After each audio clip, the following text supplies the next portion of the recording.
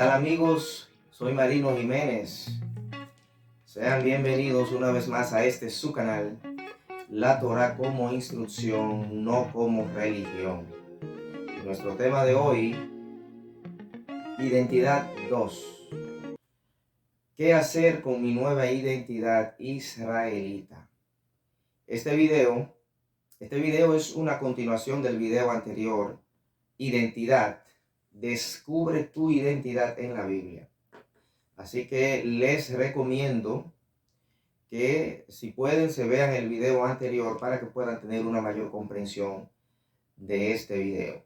De todas maneras, vamos a hacer un recuento, un resumen de lo que fue el otro video para que así se pueda entender el siguiente video. Ahora bien, algo que yo quiero aclarar antes de es que cuando decimos qué hacer con mi nueva identidad israelita, por la cabeza de mucha gente pasa el nombre judío. ¿Por qué? Porque mucha gente piensa que israelita es lo mismo que judío. Y no es igual. Se confunden los términos. Hay una generalización de términos y confusión de términos, que es lo que ha traído consigo muchas malas interpretaciones y muchas religiones y falsas creencias. Entonces, debo aclarar que todos los judíos son israelitas. Ahora, no todos los israelitas son judíos. Me explico. Si usted es de cualquier país, en el caso mío, dominicano, yo soy dominicano, soy de La Vega, República Dominicana. Ahora bien, todos los veganos somos dominicanos, pero no todos los dominicanos somos veganos. Entonces, para hacer un recuento rápido en 2 minutos de lo que fue el video anterior y usted pueda tener una mayor comprensión de lo que se va a hablar en este video. Identidad, somos todos israelitas y vamos a explicar por qué. Lo primero es que el pueblo de Israel, cuando estaban en el desierto, ya existía el pueblo de Israel. No el Israel que usted conoce hoy, el Israel geográfico donde viven los judíos, no. Ese pueblo Israel, sabemos que se le llamó a Israel a Jacob, nieto de Abraham. Eso lo estudiamos en el video anterior. Entonces, Israel, que tuvo 12 hijos, de esos 12 hijos nacieron 12 tribus, el cual la promesa que Dios le hizo a Abraham de que le iba a dar una tierra donde manaba leche y miel, esa promesa se le entregada esa tierra a las 12 tribus de Israel. Y es en el monte Sinaí cuando se le dan los 12 mandamientos, cuando se le dan los mandamientos a las 12 tribus de Israel. Los judíos eran una tribu, y eso es lo que la gente confunde. Los judíos eran de la tribu de Judá, pero no es única y exclusivamente de los judíos, es de las 12 tribus de Israel. Entonces vamos a ver cómo es que nosotros perdemos nuestra identidad. Los judíos la mantienen esa hegemonía. Para resumir el video anterior, en el reinado de Salomón, a esas 12 tribus que se le dieron los mandamientos en el monte Sinaí y que se le dio la ley, la constitución de Dios, que son los 5 primeros libros de la Biblia, ese pueblo, esas 12 tribus, seguían unidas en el reinado de Salomón. Y aquí les voy a mostrar una gráfica. Vamos a hacer el símil de un redil, de un corral, donde usted tiene ovejas, ¿no? Vamos a hacer ese símil. Y aquí están las 12 tribus de Israel. Ese cuadro que le estoy presentando, figúrese que es un cuadro geográfico como tal, que así fue. O también, si usted lo quiere ver como un corral donde están las ovejas, para que usted entienda todos los géneros literarios del cual Jesucristo hace parábolas e hipérboles. Y así usted podrá entender cada una de ellas. Entonces, ahí vemos un cuadro donde están las 12 tribus juntas, como lo pueden ver, y están bajo el reino de Salomón. Salomón es el rey, es el pastor de esas ovejas, es el rey de ese pueblo, es el presidente de ese pueblo, como usted lo quiera entender. Ahora bien, Salomón comete pecado contra Dios. Entonces, al Salomón pecar contra Dios, Dios divide el reino. Divide, vamos a decir, las ovejas. Fíjense ahora en esta gráfica. así lo divide Dios. ¿Qué sucede? Que en el reinado de Jeroboam y Roboam siguieron pecando contra Dios. Y Dios lo sacó de la tierra, lo mandó a cautiverio. Y en el siguiente gráfico podemos ver cómo el redil, el corral, o cómo la tierra prometida, hablando literalmente, quedó vacía. Ahí estamos viendo, esto es un cuadro, una porción de tierra donde no la está habitando nadie. A las tribus del sur, a la casa de Judá también se le llama, son todos esos nombres que recibe en los profetas. A esa casa Dios lo mandó a Babilonia 70 años. Entonces la tierra estuvo vacía durante esos 70 años. A las tribus del norte, que son las 10 tribus, siguieron pecando también y Dios lo esparció por Asiria. Lo mandó al cautiverio y quedó vacía esa tierra. Pero ¿qué sucede? Luego de los 70 años del exilio de la tribu de Judá, ellos volvieron del cautiverio a la tierra. Y fíjense este gráfico que les voy a mostrar ahora. Fíjense, la tribu de Judá entró al redil, volvió a la tierra prometida. Lo estoy explicando claro para que se entienda. Pero fíjense, las tribus del norte quedaron fuera. Si se dan cuenta en el gráfico, la puerta está cerrada para ellos. No podían entrar. En el territorio donde el cual ellos se dividieron anteriormente, está cerrado. Entonces, vamos ahora a conceptualizar y a entender por qué se les cerró la puerta. Y esto es metafóricamente y literalmente. Tenían la puerta cerrada. Primero vamos a explicar por qué estaba cerrada y cómo es que Jesús con su muerte la abre, esa puerta. Por eso él dice en Juan 10:9, yo soy la puerta, el que por mí entrare tendrá vida eterna. Entonces, eso es un género literario que debemos entenderlo y procesarlo en nuestra mente y digerirlo. Pero bien, vamos a entrar en materia. Y aquí vámonos, para entender por qué la puerta estaba cerrada, vámonos a Jeremías 3:8. En Jeremías 3:8 empezamos a ver por qué se cerró la puerta. Y dice así, vamos a comenzar desde el verso 6. Dice, aquí está hablando, Jehová le está hablando al profeta Jeremías y le dice, me dijo Jehová en días del rey Josías, ¿has visto lo que has hecho la rebelde Israel? Se ha ido a todo monte alto y bajo todo árbol frondoso, y allí ha fornicado. Y dije, después de hacer todo esto, se volverá a mí, pero no se volvió a mí. Y lo vio su hermana, la rebelde Judá. Ella vio que por haber fornicado la rebelde Israel, yo le había dado carta de repudio.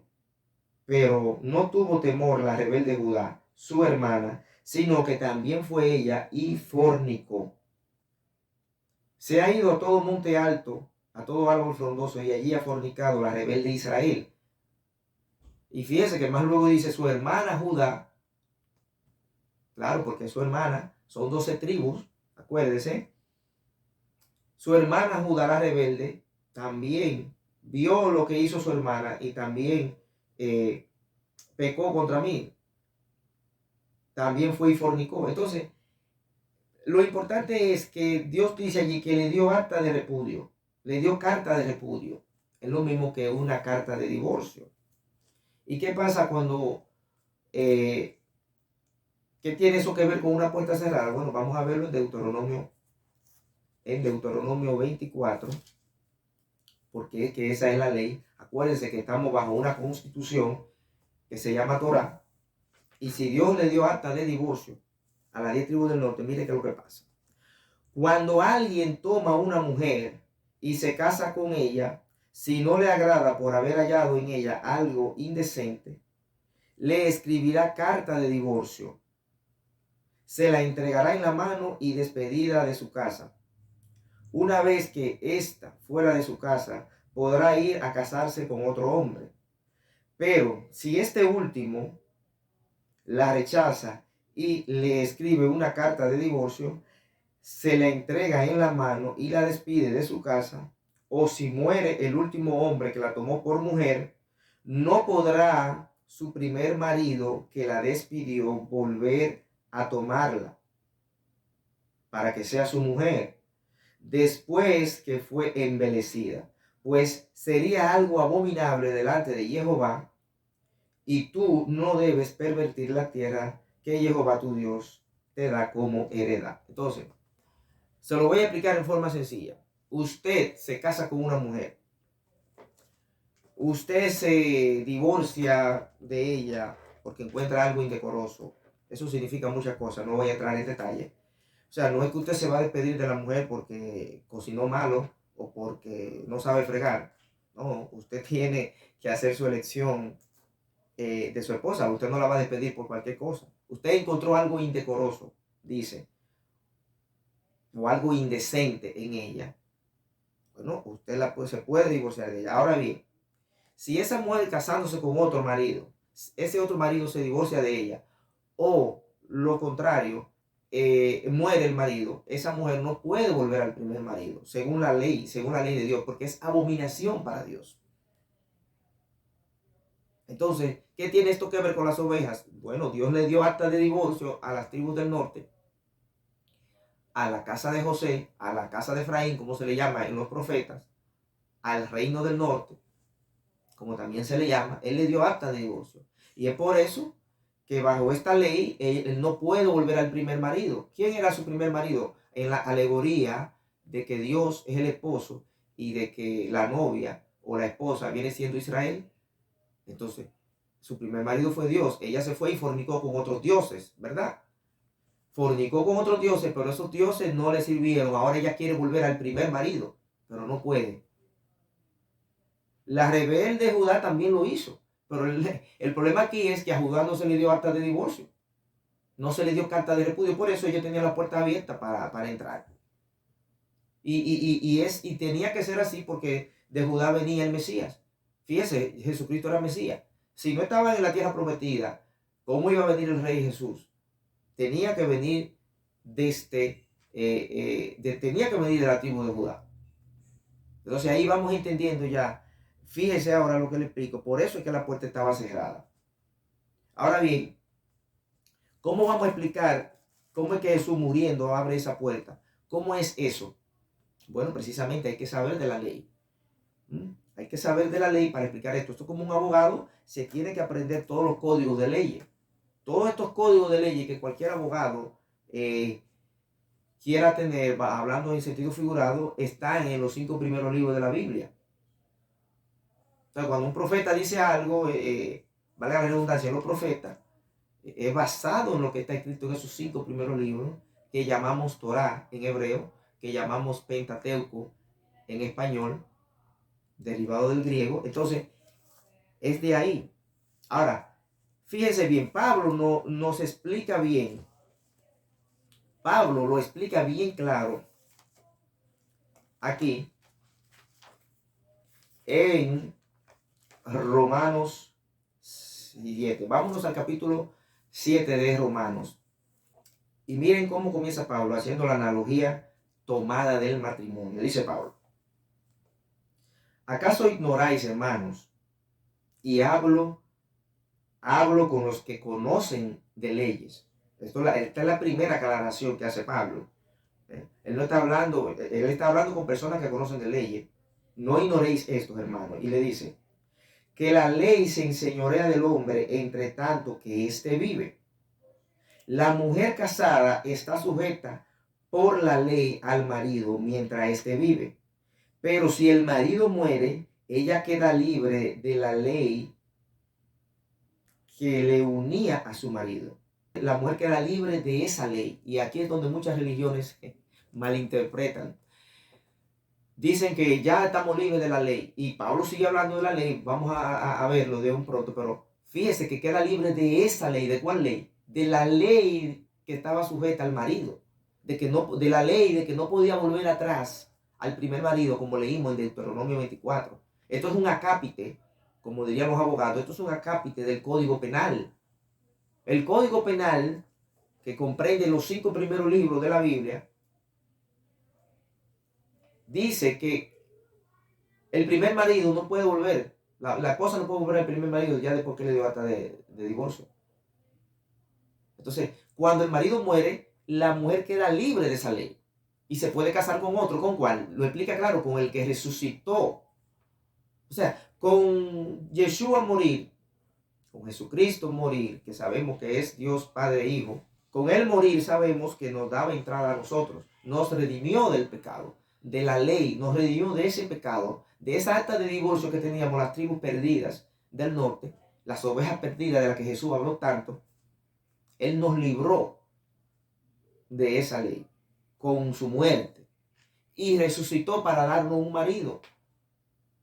Por eso las bodas del Cordero de las que se hablan en Apocalipsis, que cuando venga el milenio, vamos a tener al principio, al inicio, una boda con nuestro Adón, Yeshua HaMashiach, nuestro Señor Jesucristo.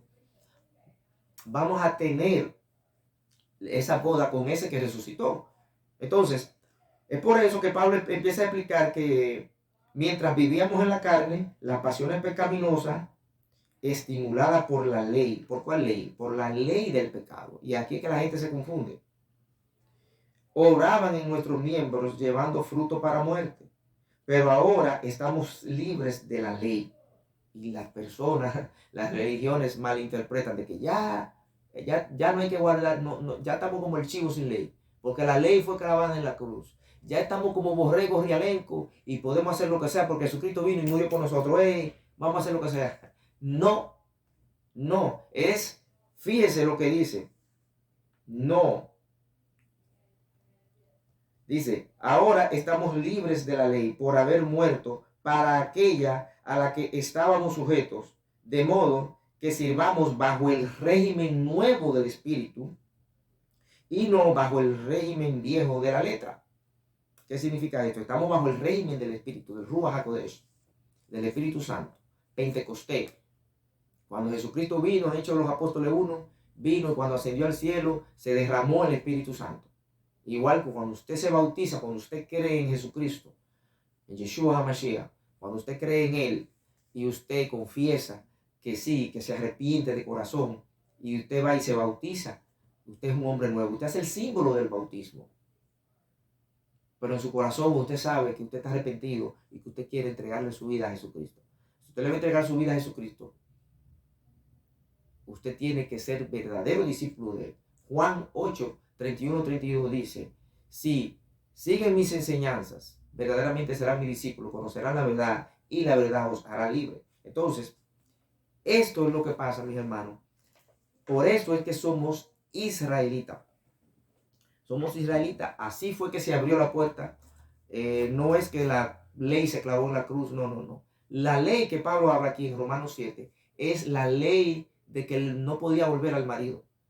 Él no está hablando de toda la ley. No está hablando de que ya toda la ley no se cumple. Porque si fuera así, entonces podríamos matar, podríamos robar, podríamos hacer cosas, todo. No, pero entonces, ¿por qué estamos con esa parcialidad? De que ya no estamos bajo la ley, pero espérate, yo no puedo matar, no puedo criticar al hermano, yo no puedo hacer la lachón jará, yo no puedo hacer esto, yo no puedo criticar. No. O estamos de un lado o estamos del otro. Esto no es parcialidad. Dios no es parcial. Yod Hei Vav Hei no es un Dios que se parcializa, ni que acepta soborno, ni que se va a favor de uno en un juicio, ni se va a favor de otro. Por eso es que tenemos que tener claro esto. Entonces, sean firmes en la identidad. Porque hay una proliferación de falsas identidades, cristianos muy buen intencionados, sí. No significa que no hayan conocido a Dios, pero hay una proliferación de falsas identidades. Y diciendo, no, que eso es para los judíos, que yo no soy judío, yo no soy judaizante. No. Es que los judíos eran una parte del pueblo de Israel. Entonces, ahora podemos entender, si nos vamos rápidamente a Juan capítulo 10. Yeshua está aquí en Jerusalén, está en la tribu de Judá, él era judío. estaba en el reino del sur, ¿verdad? Los judíos volvieron. Cuando Yeshua está diciendo esto, vuelvo al verso 9, les repito, Yeshua está en Jerusalén aquí, en el cuadrito de abajo, y dice, yo soy la puerta, el que por mí entre será salvo, entrará y saldrá y hallará pastos. Y más, miren lo que dice en el verso 16. Tengo además otras ovejas que no son de este redil. A esas también debo atraer y oirán mi voz y habrá un rebaño y un pastor. ¿Qué es lo que habrá? Mire, cuando él dice eso, estaba así dividido. Tengo otras ovejas que no son de este redil. ¿Por qué? Porque el redil se dividió en dos. Tengo que ir a buscar esas ovejas, que son las tribus perdidas del norte. Entonces, dice, y será un solo redil y será un solo rebaño. Volverá a ser y se restaurará el tabernáculo caído de David. Eso es lo que significa toda esa escritura. Fíjese el sentido que hace ahora todo esto. Entonces, por lo tanto, ¿cuál es nuestra identidad israelita? El buen olivo es injertado, el olivo silvestre es injertado en el olivo, en el buen olivo. Esto está en Romanos 11. Todos los cristianos que han leído Romanos 11 del olivo, a eso es que se refiere. El olivo silvestre, andábamos silvestres. Cuando un animal se sale del corral, ¿qué es lo que le pasa al animal? Anda silvestre, anda salvaje. Esa tribu andamos todavía silvestres, fuera del redil. Pero ¿qué dice Yeshua aquí? Dice Jesucristo que será un solo rebaño y habrá un solo pastor. Eso es en el milenio, mis hermanos. Y esto va a ser así. Mire, este cuadro, como estaba con el rey David y con el rey Salomón, que era un solo, estaban todos unidos en un territorio, sin divisiones, eran un pueblo unido, comandado por un solo pastor, llámese David o Salomón. Ahora va a estar un solo redil y va a haber un solo pastor, que es nuestro Adón Yeshua HaMashiach, nuestro Señor Jesucristo. Bien, en Efesios 2:11 dice, por tanto, acordaos que en otro tiempo, vosotros los gentiles, en cuanto a la carne, erais llamados incircuncisión por la llamada circuncisión, hecha con mano en la carne. En aquel tiempo estabais sin Cristo, sin el Mashiach, alejados de la ciudadanía de Israel y ajenos a los pactos de la promesa, sin esperanza y sin Dios en el mundo. ¿Qué significa?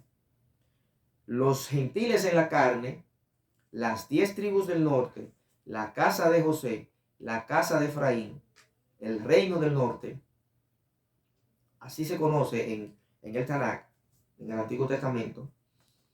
Esas ovejas perdidas estaban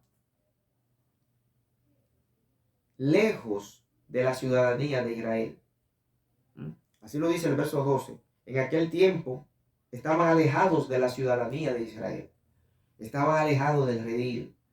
No podían entrar, estaban alejados.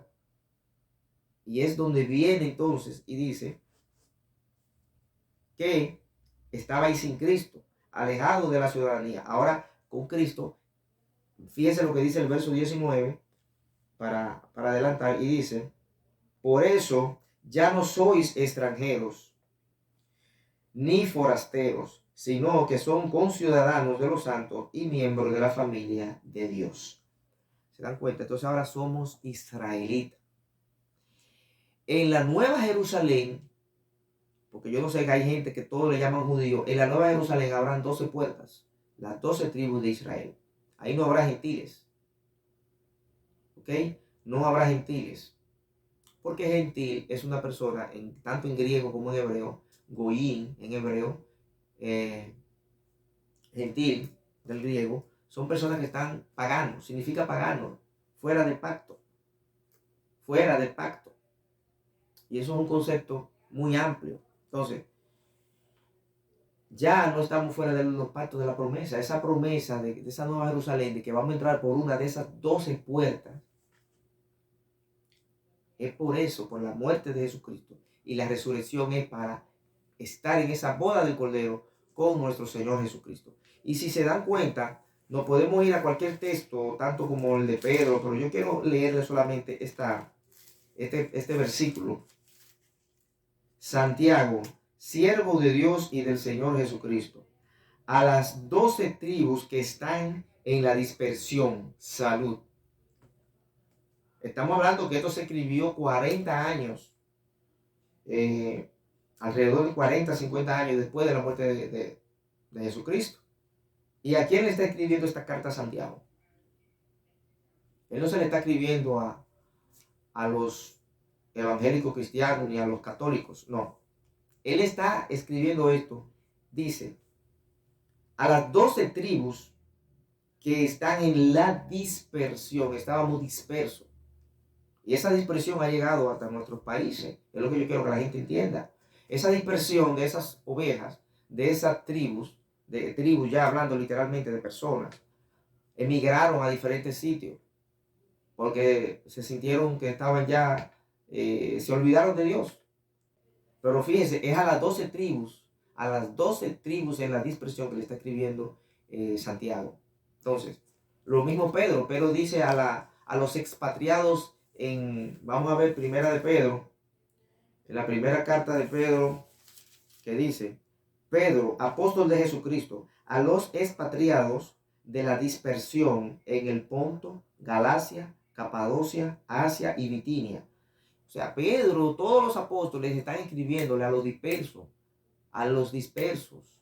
¿Quiénes son los dispersos? Son las ovejas perdidas. Son las ovejas perdidas de la casa de Israel. Esa fue la instrucción que Dios le dio a Jesucristo en Mateo 10. No vayan sino primero a las ovejas perdidas de la casa de Israel. Eso es lo que Dios se refiere, lo que Jesucristo se refiere. Entonces, mis hermanos, si somos ciudadanos, ya para terminar, si somos ciudadanos de Israel, y entiéndase, no estoy hablando del Israel donde están los judíos, estoy hablando del Israel bíblico, del Israel del monte Sinaí, del Israel al que se refirió Jesucristo. Por eso los judíos no lo entendieron y lo mataron. Ellos no entendieron, pero tenía que suceder así, para que se cumpliesen las escrituras. Lo dice el mismo Jesucristo. Tenía que cumplirse las escrituras. Tenía que haber un endurecimiento parcial de Judá hasta que entrara la plenitud de los gentiles. Todavía estamos entrando, todavía están los judíos ortodoxos esperando un Mashiach, pero es para eso, para darle tiempo a usted, a que yo conozcamos la verdad y entremos y conozcamos a Jesucristo y podamos estar todos en un solo redil.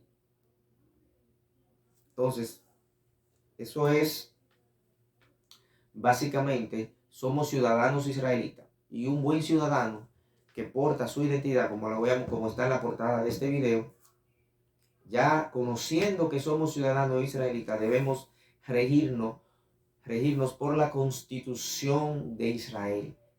¿Y cuál es la Constitución de Israel? Son sus mandamientos, son sus estatutos, y todo ellos lo podemos encontrar en la Torá, en el Pentateuco, en los primeros 5 libros de la Biblia, desde Génesis hasta Deuteronomio. Allí en Levítico 11, Levítico 23, son acápites muy importantes que nosotros como ciudadanos de Israel debemos seguir, y no solamente le pertenecen a los judíos. Así que ha sido todo por hoy. Espero que este video les guste. Si te gusta, dale like, comparte con tus amigos y activa la campanita para que te llegue la notificación de los próximos videos. Shalom.